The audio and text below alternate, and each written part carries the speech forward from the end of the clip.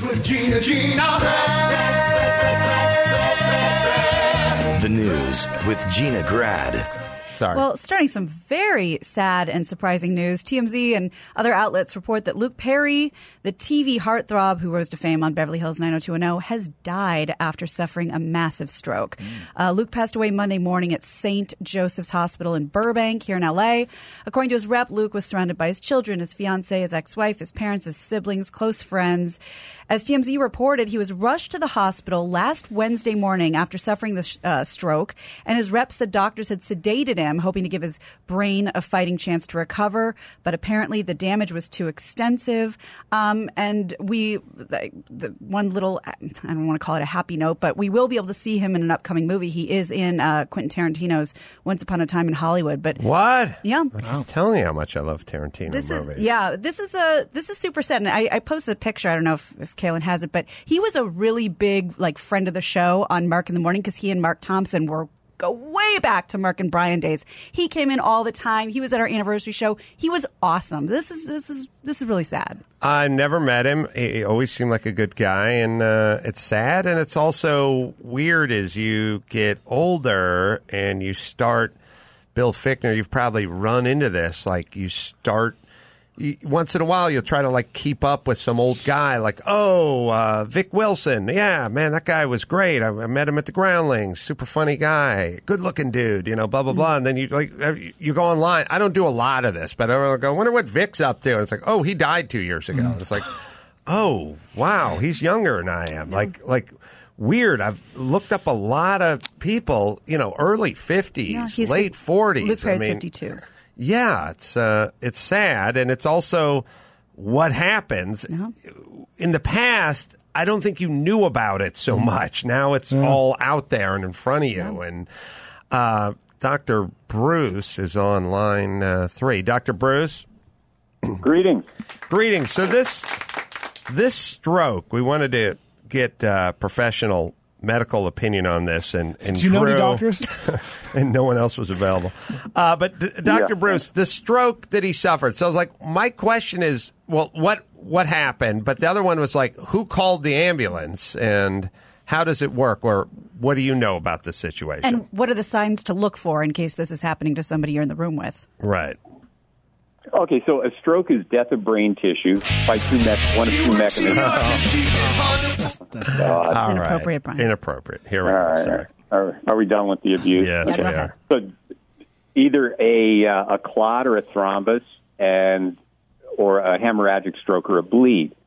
So I don't know if they released the information. It's probably a hemorrhagic stroke, because when you hear hemorrhage, massive stroke, it's usually a bleed. At his age, he's a little bit young for the clot type of stroke. But that's when you hear about people rush to the hospital and they get the clot buster, the TPA. If you give someone with a hemorrhagic stroke or a bleed that kind of medication, it'll kill them. So this sounds like a hemorrhagic stroke, especially somebody under 65 years of age. I guess he was 52.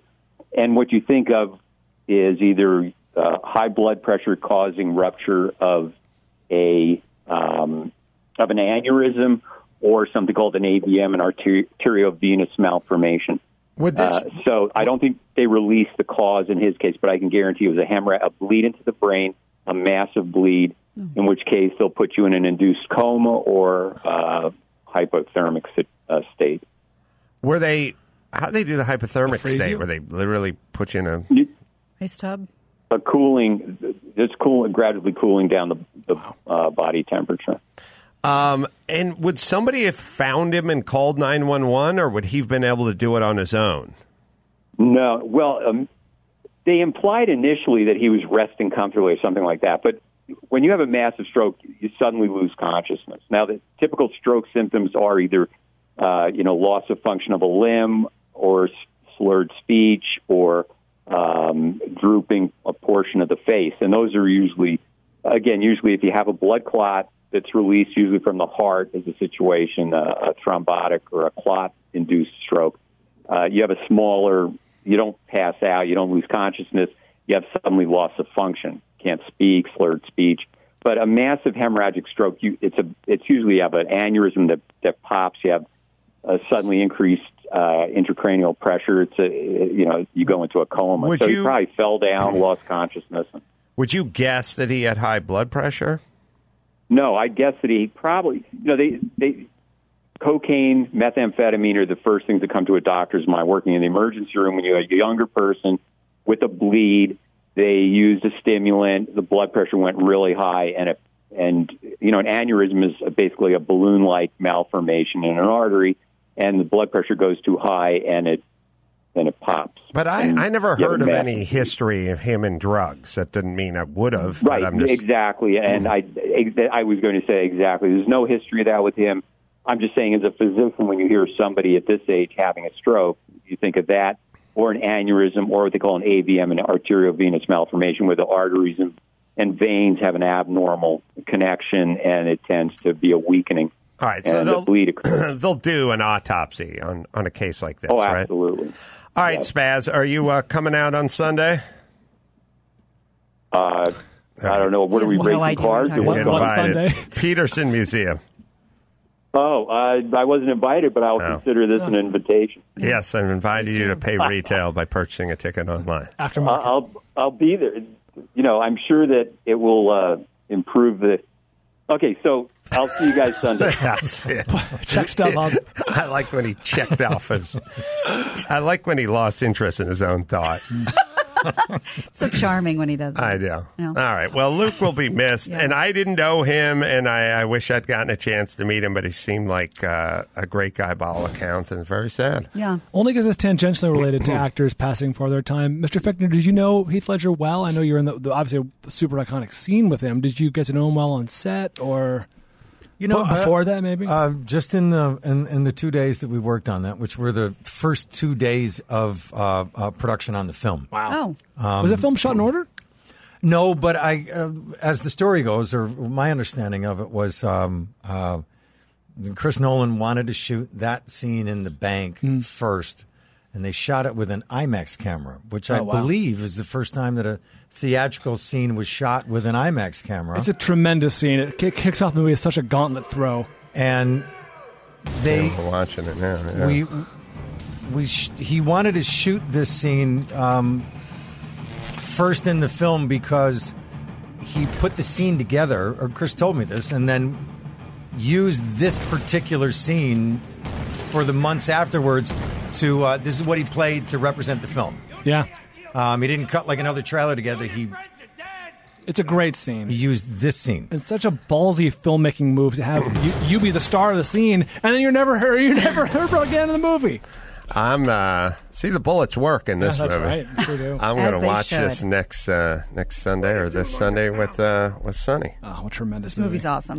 All right, thank you. Sad, and he'll be missed. Absolutely. But I will tell you this: when the first day that we were working on this, Heath came in and was very quiet and had his earphones on and was super polite in that. And then when we did the first take and when he was in the scene and came in, as an actor, I was sitting there watching what was going on, and I thought to myself, whatever this guy's doing or whatever he's locked into, it's really good. Yeah.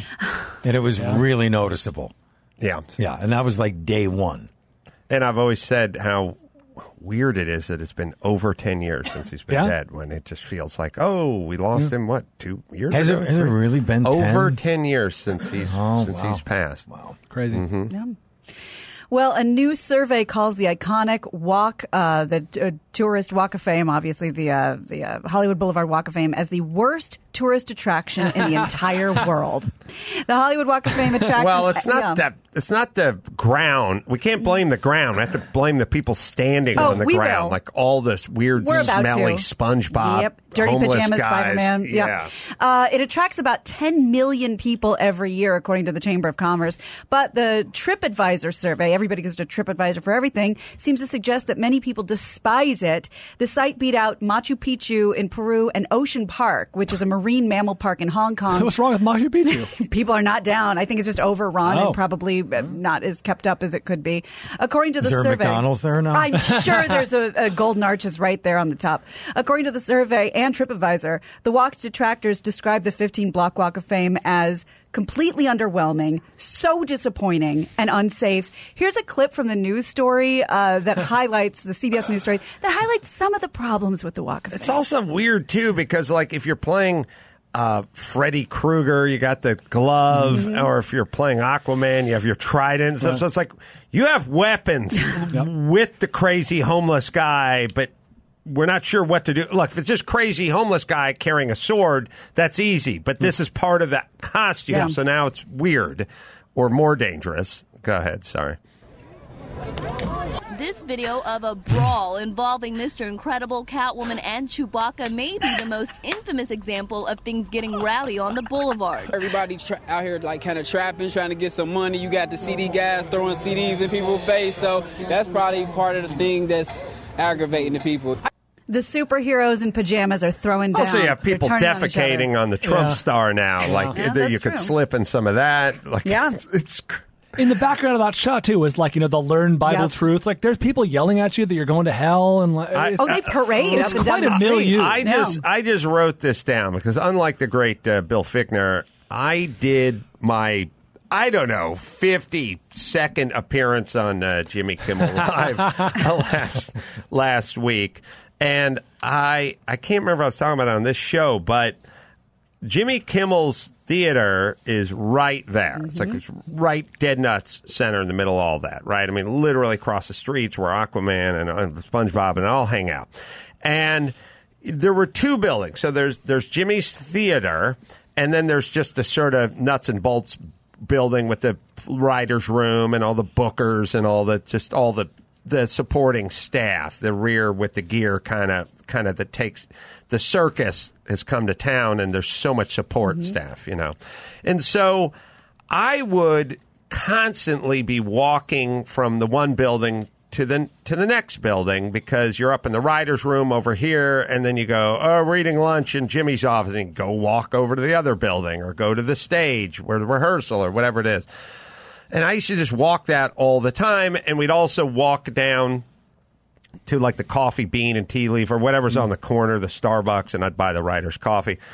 That was my famous power move where I wouldn't get my thing stamped, and then one of the writers would pull his thing out and say, stamp mine. I'd go, no, sir. No, I'm paying for coffee, and you can't stamp his. On the heels of William Fichtner's story about taking a leisurely approach to filmmaking so the crew wouldn't be killed. I have two simple policies. One is, if I'm buying coffee for everyone and you pull out your little thing to get stamped, punch card. no punch card unless you want to buy. Number one. Number two, when I take you out to dinner, if you're going to take a doggy bag, I take home your food. That's all. I'm not saying you have to take home a doggy bag. It's not asking much. Eat everything. I'll pay for it. Policies. Order another square of lasagna. But if it's going home, it's going home with me. That's all. That's all. Yeah. What's unreasonable about that? I would like it if people asked me out to dinner and said, I'll pay for everything. Although one caveat. Eat all you want. Eat all you want. At this table. No. So, now, I used to walk up and down that boulevard all the time, and there wasn't this the craziness at all. It was sort of just tourist, And now it's nuts. But the thing I noticed is when you do Jimmy's show, you pull along the back on Hawthorne or something, I think it is. Anyway, you pull the back street behind the theater, behind the Hollywood Boulevard in that street, small street next to Hollywood High. You drive along, you go in the parking lot. In the back, homeless people flopped all over the place. I've been in and out of that back parking lot 750 times over the last 15 years. I've never seen homeless people flopped out on the sidewalk in the back. It's not even an encampment. It's not that structured. People literally just sleeping on the ground. You're right. It is. It's a weird, and also it's a weird time to be a kid. Like, we have a whole context for everything. For them, it's just crazy grown-up person sleeping on the ground. So that whole place is just completely infested with insane people. It's a nightmare. And anytime anyone comes into town, they know the rule. The rule is if you want to go to Hollywood Boulevard, I will drop you off, I will pick you up, but I will not escort you around. Yeah, well, someone was stabbed and killed there not too long ago either. All right, sorry. It's the worst. Speaking of the worst, Kate Beckinsale and Pete Davidson seem to confirm their romance. I knew it. by making out at a New York Rangers game, ignoring the throngs of fans taking pictures. What? All right, let me tell you something. There's clearly Bill. tongue. Ignoring. No. Okay. When Ariana Grande dumped him, Pete Davidson was like, oh, I feel so bad for him. I feel so bad for him. He's heartbroken. He's heartbroken. I said, no. Because here's the way chicks work. Once they find out you're with a hot chick, then they start lining up like it's some sort of hot snatch bakery. And they're pulling tickets to get to your hawk. And I know it's been said many times before, but I said, don't worry about him. He may be heartbroken, but every chick who saw him with her is going to go, I'm a hot chick, and now I got to be with him, even if he's spindly, has incoherent tattoos, and is the 26th funniest member of SNL that has a number of cast members capped at 13. He's still 26, and he's going to get a lot of hot snatch, and look at him now. Yeah. I knew it. I knew this would happen. You're devastated. I called it. Oh, you know who else he dated? Does it feel good to be right? No. He dated who's a little, but feels a little bit. Come on. very attractive Larry David's daughter. Oh, yeah. So I saw a lot of pictures with them together at some point. So according to People.com... That was before Ariana, by the way. Oh, it must have been.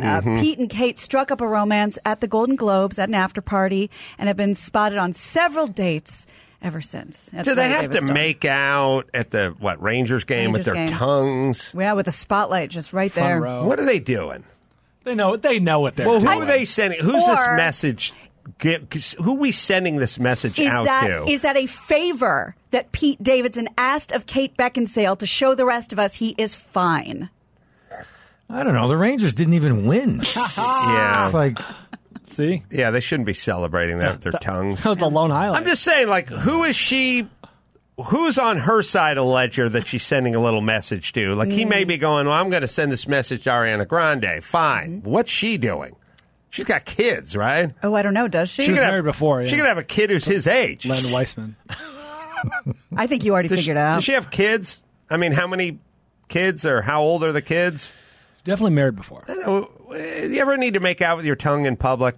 Do you really? No. Do you ever not really usually. need Don't to? need to. You don't need to, no. Has a 20-year-old daughter. 20-year-old daughter. I bet he's going to get her next. And she was divorced in 2016. I know. It's like 12 years. What's the daughter look like? Oh, boy. I'm just saying, if she wants to pay back Mama, Oh, my. I'm the podcaster Lily. to do it with. It's like a child. Yeah. She does look very young. All right. Okay. I'm That's making cool. out with their tongues.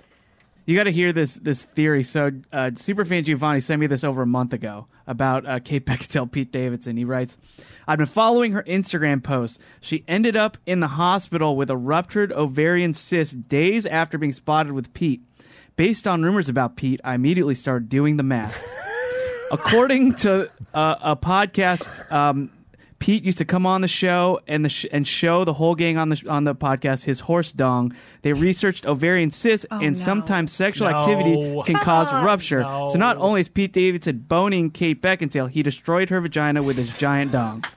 That was an email he sent me beginning of February.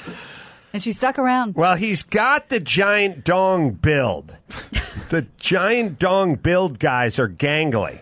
The great John Holmes was just like a super gangly guy with a giant dong. As I understand it, the ovaries and the vagina are not the same thing. As I understand That's it. where you're wrong, Brian. Get Bruce Google it. back on the blower. And, They're right there, right at the crest. yeah. Now, what's worse if you're Beckinsale? If you got this rumor, Okay.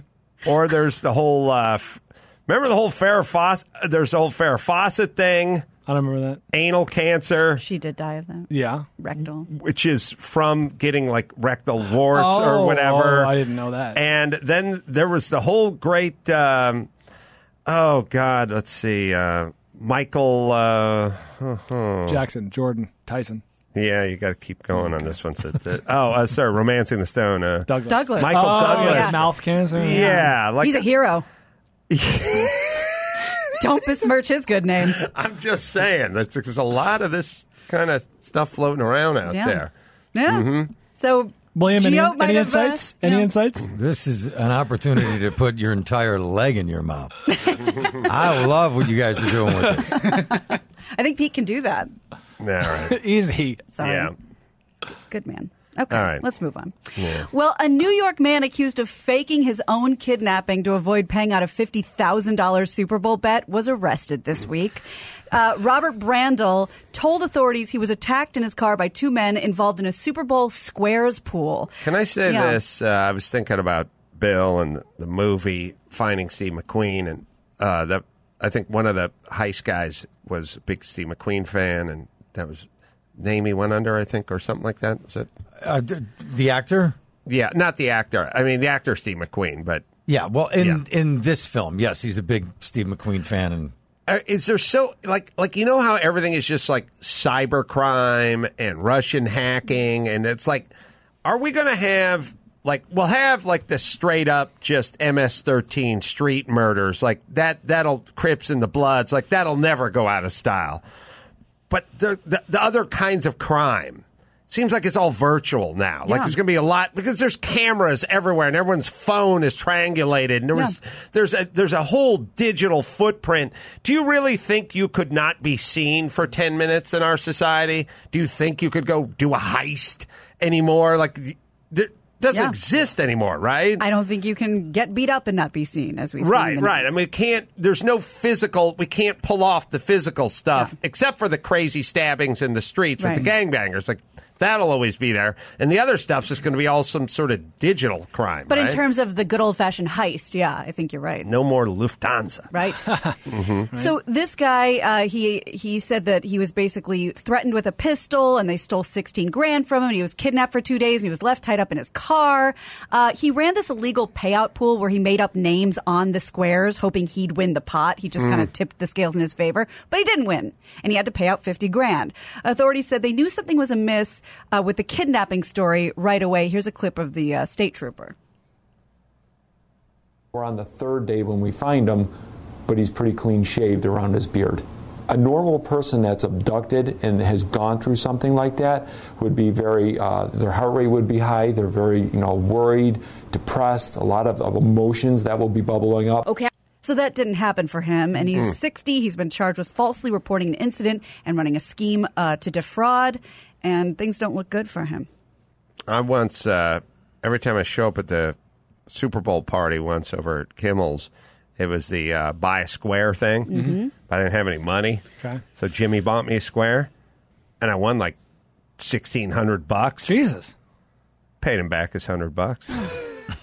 It's a real. Speaking of Larry David, but I don't know. Real, sour grape situation. Unclear what the vig is with that. You know what I mean? Do you split the money? Do you give him $100 for his trouble? Did he make any suggestions? He doesn't. He would never do that. He would rather silently judge as I go. Well, look, 10% is a lot. Is good. Considered good interest in this economy. Well, there's a good ROI. There's a half a sawbuck there for you there, and you can spend that at your leisure. He never forgave you. I have no idea. Random or not. I think splitting it would have been equitable. Splitting? Yeah. Should have split it. For the future, when this happens again. Next time you win a square, a high-stakes square.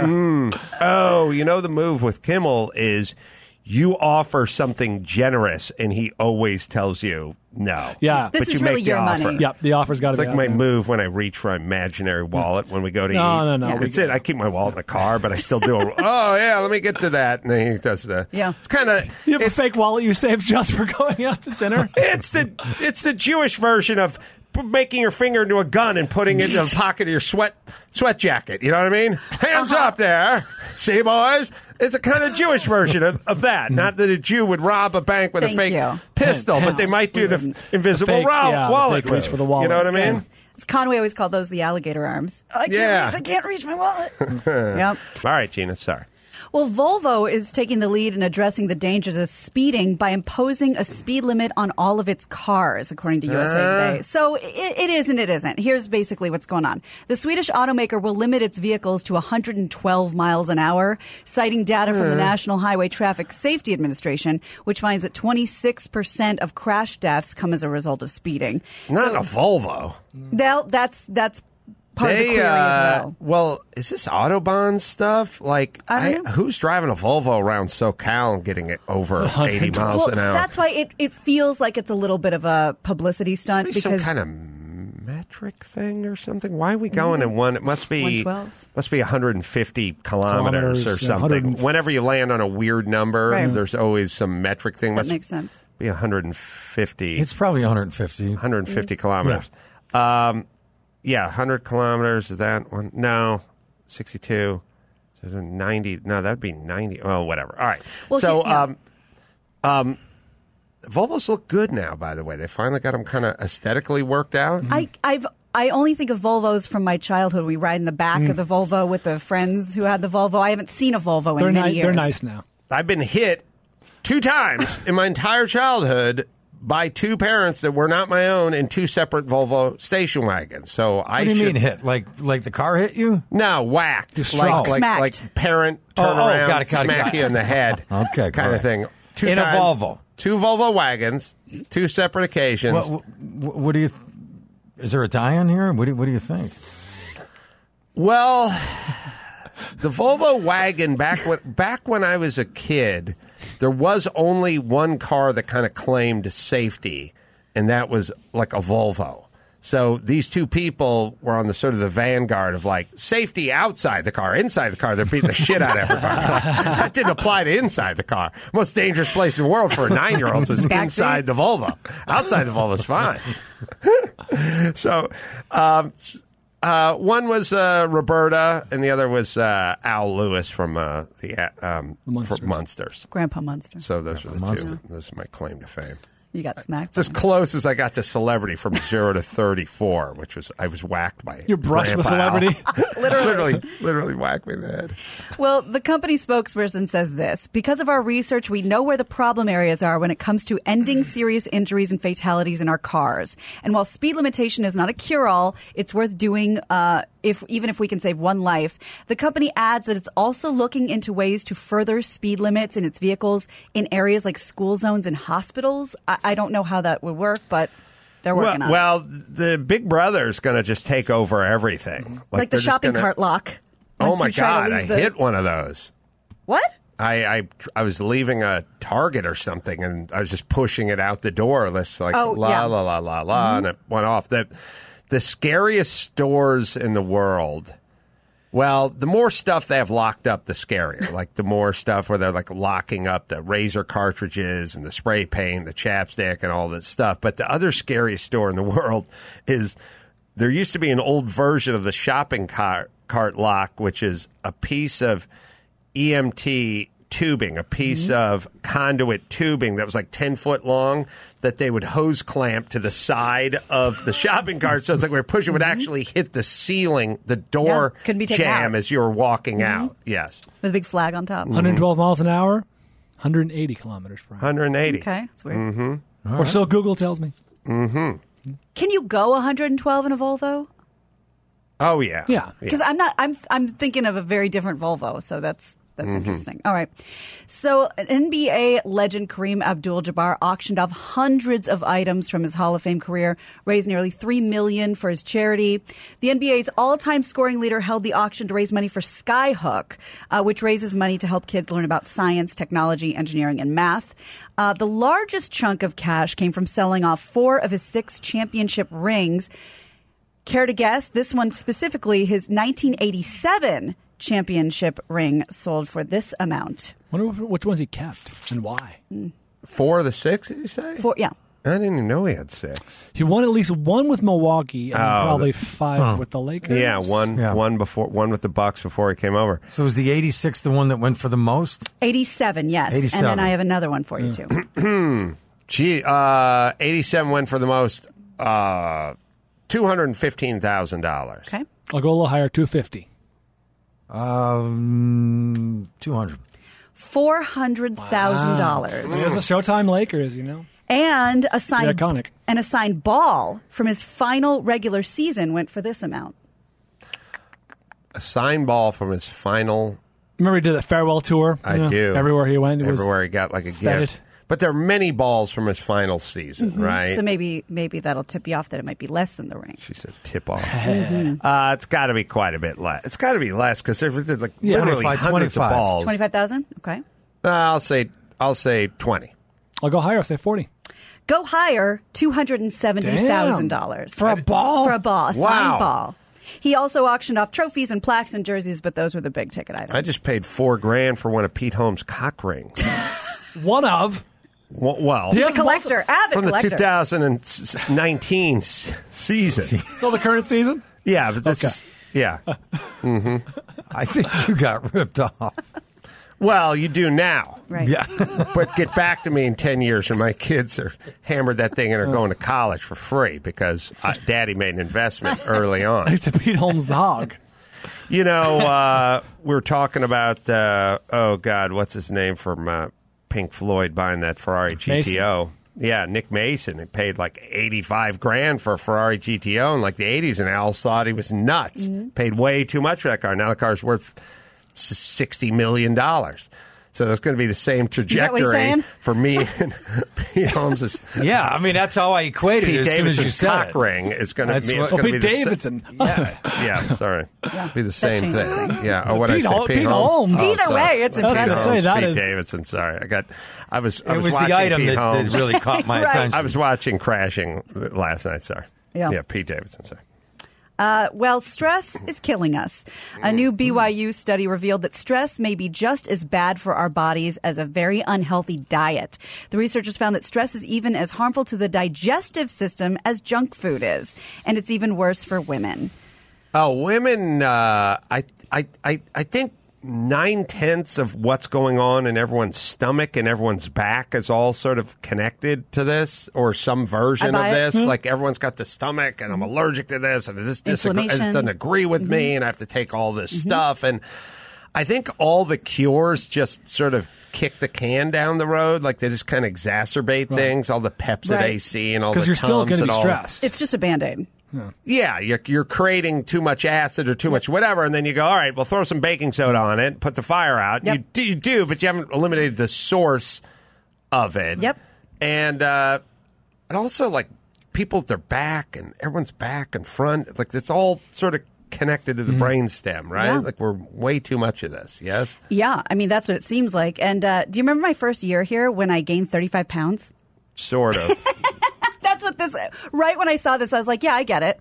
It's when I was doing the morning show and this at the same time, and we had the vending machine, and I was kind of walking around like a zombie. It's the vending machine's fault now. Well, that's what I'm glad it's gone, because I would just sit there and just sort of eat and not realize I was just really tired and hadn't adjusted to the schedule, and I put on so much weight, it was hilarious.